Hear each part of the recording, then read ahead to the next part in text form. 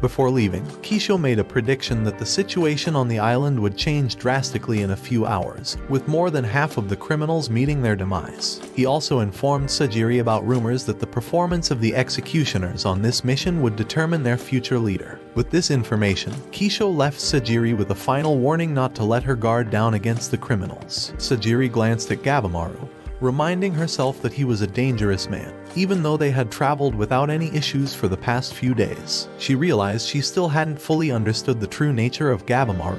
Suddenly, her thoughts were interrupted as Gabimaru launched an attack on her. She barely managed to block his strike in time and asked him what he was doing.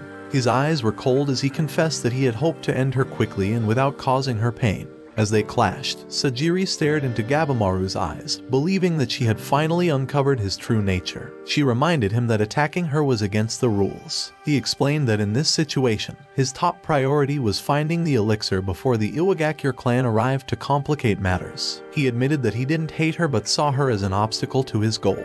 Gabimaru continued his attack, and Sajiri found his reasoning and moral stance extreme and abnormal. She thought he should be clapped immediately, but for some reason, she hesitated, unsure why. At the same time, Gabimaru faced a similar dilemma. He knew he should have clapped Sajiri in that moment, given that his most crucial goal was reuniting with his wife. However, he couldn't understand why he hesitated, especially considering his wife's past advice that it's natural not to want to clap people. Gabimaru explained to Sajiri that he had once believed he had to get rid of his own emotions, that he was empty inside. But when she heard this, she playfully teased him, pointing out that he couldn't call himself empty when he blushed during a romantic moment. She emphasized the importance of being true to one's feelings and assured him that if he made decisions based on his emotions, she would support him no matter what. In that moment, Gabimaru remembered that it was his wife who had helped him realize he had feelings and emotions in the first place. With this memory in mind, we return to the present, where the ongoing fight between Gabimaru and Sajiri continues. However, Gabimaru fails to deliver the final blow when the opportunity arises. He realizes that his weakness has returned and knows it won't help him survive this trial. Recalling the words of his village leader that had taught him to become cold, he breaks Sajiri's blade to make a decisive strike. Sajiri, however, blocks it with her scabbard. Gabimaru confesses that he doesn't care about the fate of other criminals, but clapping her would hurt him. He asks her to allow him to end her peacefully. Sajiri, skeptical that he still possesses feelings of sympathy, watches as he struggles to finish her off. The dark apparition of his village leader urges him to be ruthless. But in the end, the essence, thought, or mystical apparition, whatever it may be, of Gabimaru's wife appears, and he stops short of eliminating Sajiri. At this moment, Sajiri recognizes that deep down, Gabimaru is not truly empty. He's a product of his environment, but he's a human with emotions as well. Shortly after the emotional moment, Gabimaru starts crying and calls himself weak for not being able to clap Sajiri. But she comforts him and explains that it's not weakness, it's actually the beginning of strength. She tells him that avoiding emotions is like pretending problems don't exist, and she knows this because he indirectly taught her to face her own inner struggles. Sajiri gets up and tells Gabimaru that she'll overlook his past misdeeds. She challenges him to confront his crimes and emotions so he can reclaim his life. She expresses her desire to be by his side to see if someone like him can have a normal life. Afterward, she acknowledges that their relationship hasn't fundamentally changed. But Gabimaru is not the same person he was before. Gabimaru accepts her words, recognizing that they echo what his wife once told him. Meanwhile, we shift our focus to Fuchai and Tamiya, who are surprised to see statues on the island, indicating that there was a civilization there in the past. As they observe this with both amazement and confusion, Tamiya notices a butterfly perched on his hand, but it stings him. Instantly, he remembers the man with flowers growing from his body. With this memory in mind, the swordsman makes a quick decision. He removes his own hand without hesitation to prevent the venom from spreading through his body, and destroys the creature. Shortly after, they witness flowers starting to grow from his severed hand, and other strange creatures emerge, including a giant with hands for eyes. Back with the main team, Gabimaru and Sajiri confront a fish-headed monster. Gabimaru doesn't hesitate to put on his mask as he prepares to fight the menacing creature. In a flashback, Fuchai and Tamiya arrive on the island using a raft. They chat about their lives, with Fuchai warning Tamiya not to disrespect the Yamada clan. Then, they venture into the forest. Tamiya shares his plan to eliminate the competition and find the elixir all by himself when they suddenly encounter the butterfly and the giant monster. Fast forward to the present, Gabimaru and Sajiri find themselves facing many huge insects, and Sajiri is understandably scared. However, Gabimaru springs into action immediately and starts battling the fish-headed monster. He warns Sajiri to stay back and, after getting injured by the monster, realizes they need to run. But just as they attempt to escape, more bizarre and giant monsters appear. Gabimaru uses his fire ninjutsu to take down several of these monsters, but Sajiri is cornered by one of them. She's still in shock and can't react in time. Despite not wanting to do it, Gabimaru manages to save her. Yuzuriha and 2 executioners arrive on the scene to help. After the battle ends, Yuzuriha admires Gabimaru's skills, having seen him defeat so many monsters on his own. She even tries to seduce him, but it doesn't work.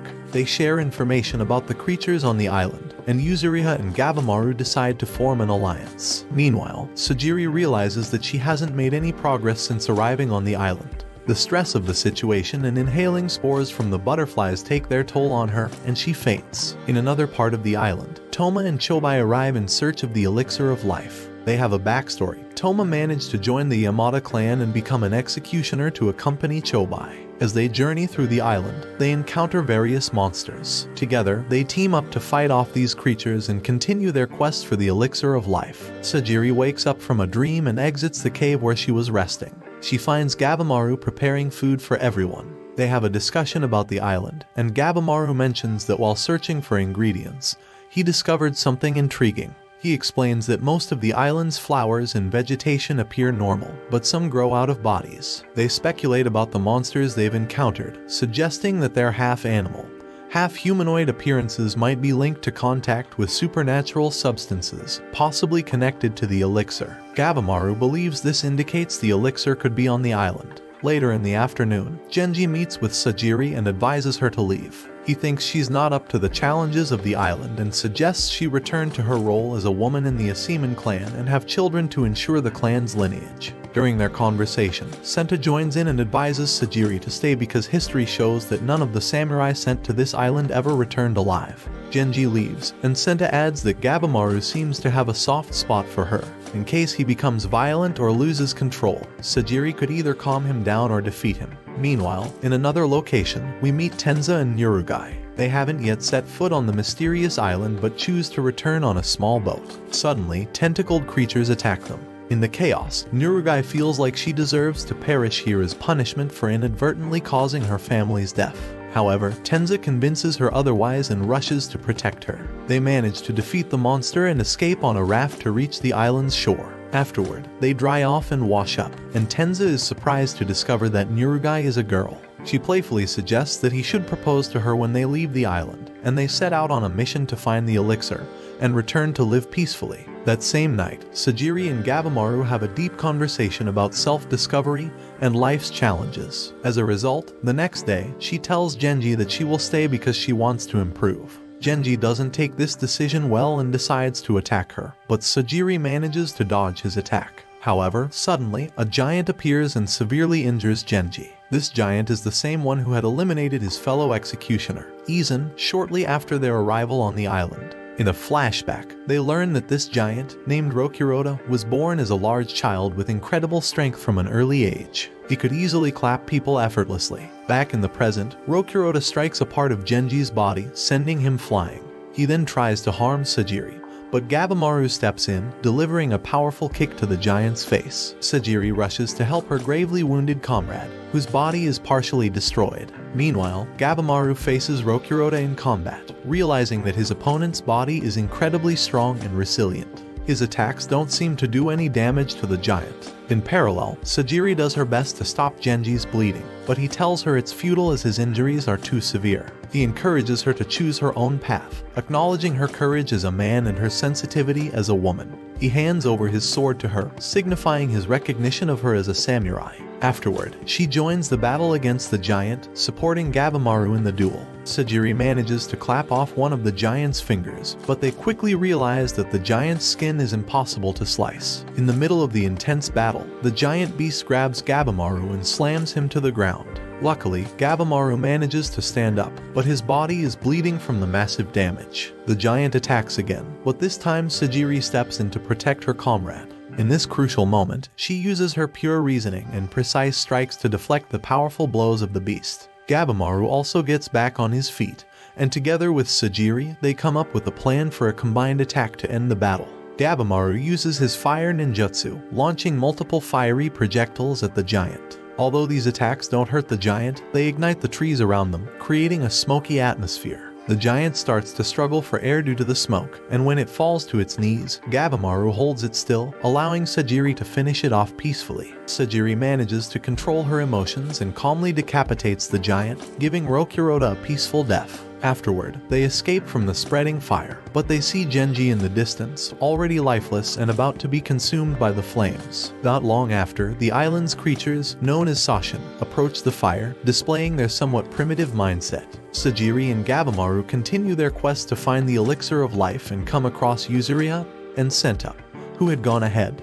They all find themselves staring at a deserted village at the bottom of a hill, raising suspicions about what secrets this island holds. In another part of the island, Chobai and Toma, having defeated more monsters, talk about how the island is strange. They had expected to find gods or divine creatures, but it's filled with scary monsters. But then, things get even weirder. They come across two women who spot them and get ecstatic. One of the women says it's strange for humans to come this far, and she invites Toma and Chobai to their party. But her friend disagrees and finds it gross because they are just humans. Then, something really surprising happens. The woman transforms into a man and gets ready to fight Toma and Chobai. Meanwhile, the main group, still trying to figure out the village, meets a hooded girl. Gabimaru decides to chase after her to ask questions, but the girl runs away, and they start a chase. During this chase, a strange man-tree creature shows up to protect the little girl. So, the main group splits up. Yuzuriha and Senta face the monster, while Gabimaru and Sajiri continue chasing the girl. Eventually, they catch the girl, but she's not a normal child. She's incredibly strong. Even though Gabimaru is a bit mad, he manages to control her using some big vines he found nearby. But then, the girl starts crying, so Sajiri asks Gabimaru to let her go. After this, we witness how she tends to the child with a motherly touch, offering a warm hug to soothe the frightened girl. Following this, they cross paths with Yuzuriha and Senta, who successfully bring down the menacing monster. Suddenly, the tree creature speaks, proposing a deal. They can have plentiful food and valuable information about the elixir in exchange for releasing the girl. Quickly, Yuzuriha voices her doubts, stating they already possess enough supplies and fearing it might be a trap. The creature then tempts them with the promise of a rejuvenating hot bath to help them rest. Upon hearing this, Yuzuriha readily agrees, leading the group to follow suit. And before long, they find themselves in the creature's quaint village. It reveals that it has inhabited this village for over 1,000 years. Then, it points them in the direction of the baths, with Yuzuriha and Sajiri being the first to indulge. Afterward, the enigmatic creature imparts vital information, beginning with the confirmation that the elixir of life is indeed real. They are on an island called Kotaku, inhabited by supernatural beings and eternal entities. It continues, explaining that the sought-after elixir is known as Tan and the island is divided into 3 regions. The beach area is called Aishu, the central part is Hojo, and nestled in the heart of the island is Horai, where the Tan can be found. However, the creature warns that if they persist in their quest for this substance, they will soon cross paths with the Tensen, perfect and immortal beings tasked with eliminating intruders on the island. Meanwhile, in another part of the story, Chobai and Toma valiantly confront the man they encountered earlier. Unfortunately, their efforts prove futile as this man is revealed to be a Tensen, rendering him immortal, and he effortlessly defeats them. After doing that, he tosses them into a pit that has a strange power to turn people into flowers. Thankfully, they survive the fall, although they're pretty banged up, and they waste no time getting ready to get out of that deep hole. Back with the rest of the gang, the tree monster talks about how folks who turn into flowers down in that pit become the stuff they call Tan. Then, it says it spilled the beans because it cares about them, and when they bump into the Tensen, things might not go so well. After that, the creature says its name is Hoko, and the girl with them is Mei. Next, Gabimaru decides he wants a hot bath, and Sajiri tags along to make sure he doesn't try anything sneaky. When they reach the bath spot, they run into Mei, who was planning to bathe too. She gets all jittery when she sees them, but Gabimaru doesn't make a fuss since he's used to sharing baths, thanks to the public one back in his village. So, Sajiri figures out that both Gabimaru and Mei don't really know how to scrub themselves proper, and she steps in to help them unwind. While she's washing them up, Gabimaru starts thinking about how his wife used to do this for him back home. She always said he needed to rest up properly if he wanted to be ready for big fights. After the bath, Gabimaru notices he feels all refreshed, but he doesn't waste time. He's got one thing on his mind: getting back to his wife as fast as possible. Then, a flashback takes us into Tenza's past, revealing his life before becoming an Asiman. Tenza was a kid who had a rough time in his village. People treated him real bad, calling him names as they walked by. He tells the story of his family being poor, with parents who didn't care about raising him. So, he had to fend for himself. For a big part of his life, he lived as a sort of small-time thief, swiping food whenever his tummy rumbled.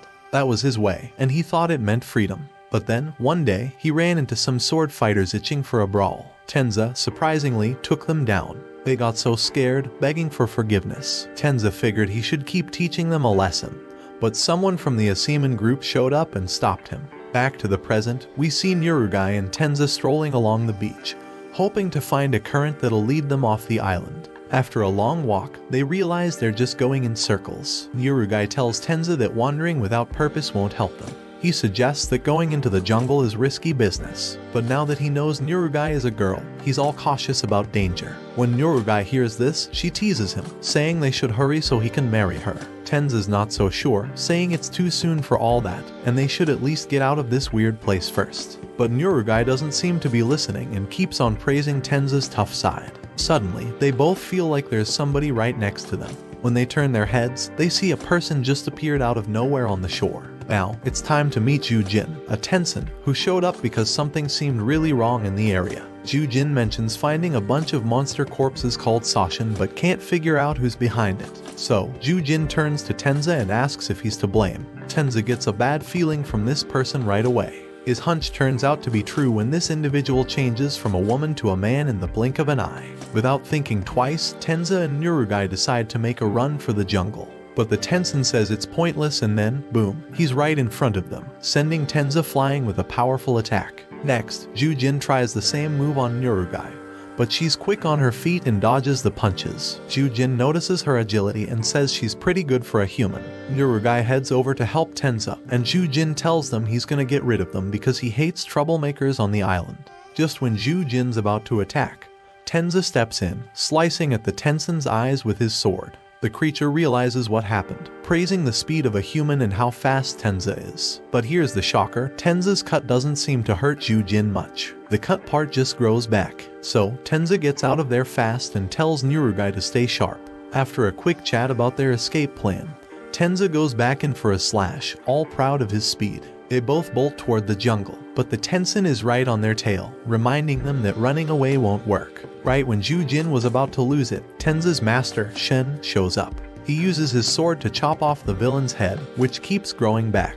The three of them manage to make a clean getaway. While they're dodging plants and all sorts of stuff, Nurugai wonders how Shen can run so fast, even though he's pretty much blind. Tenza spills the beans. Shen can sense things around him using his hearing and sense of smell. When everything calms down a bit, they stop, and Tenza formally introduces his master. He says Shen taught him everything about sword fighting and calls him a super-duper warrior. After the intro, Shen gives Tenza a good talking to for not clapping the bad guy the right way and tells him to focus more next time. Tenza points out how his master is still giving lessons even on this crazy island where they're being chased. Then, Shen says he's done his duty on the island and wants to go home.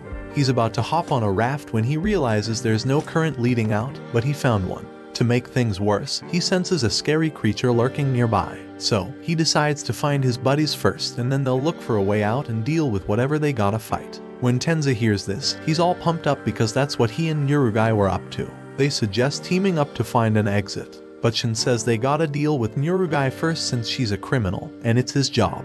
He explains that executioners like him are supposed to take out troublemakers and keep order. He spills the beans about how his last assigned criminal tried to trick him, so he had to get rid of her. Now, they say they gotta clap Nurugai, but Tenza isn't having it. He wants to help her out. They have a little back and forth, and Tenza makes some pretty good points. After a quick chat, Shen decides to let Nurugai come with them. Then, Shin thinks about how at the start, Tenza didn't care about anybody but now he does. He's glad his pupil has grown. Nyurugai says thanks and calls Shin master, but he tells her not to do that just yet.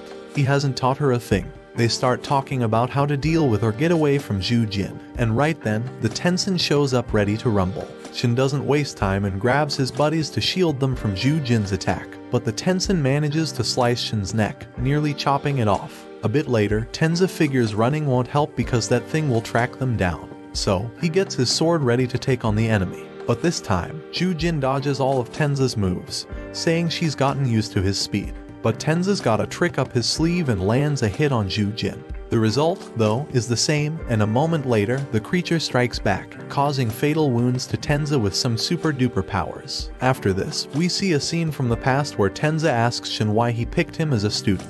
Shin says he saw potential in him and wanted to help him become a great swordsman. They keep on training, but Tenza's getting pretty frustrated because he can't even land a single hit, and his sword skills are basically zero. Shin sees his student's feelings and tells him that if he keeps training with discipline, his talent will start to show. But Tenza's not buying it. He thinks he's just no good because folks back in his village always called him trash. So, he tells Shin he wants to bail and live life on his own terms, without all this strict stuff. Shin says that's okay, but there's a catch. Tenza's gotta land at least one hit on him first. A few more days roll by, but Tenza's had enough of the challenge. He decides to leave anyhow. But then, Izan steps in and asks if Tenza managed to land a blow on Shin. Tenza thinks it's a load of nonsense and says he's leaving for real. Surprisingly, Izan doesn't stop him.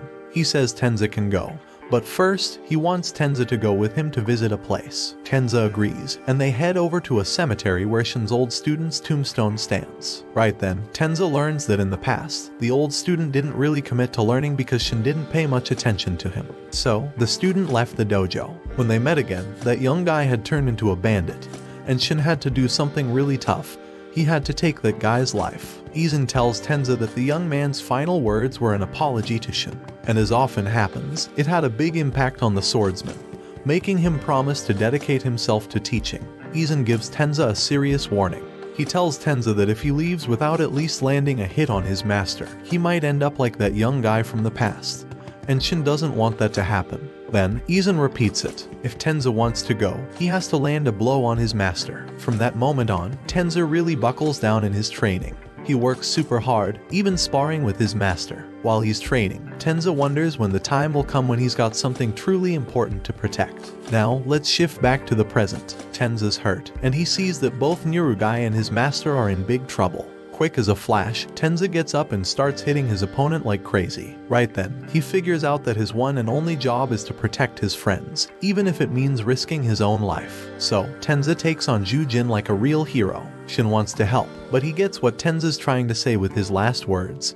He wants Shin to run away with Nyurugai. Shin realizes the danger and does what Tenza asked. Tenza keeps fighting, even though it's tough. But after a while, Zhu Jin takes Tenza down, admiring his bravery. Meanwhile, Nyurugai is crying and yelling at Shin, asking why he didn't help Tenza. Shin explains that the creature was way too strong, and it would have been disrespectful to Tenza, who gave up his life to give them a chance to get away. He says that at that moment, there was nothing they could do, but he promised to avenge Tenza's death someday.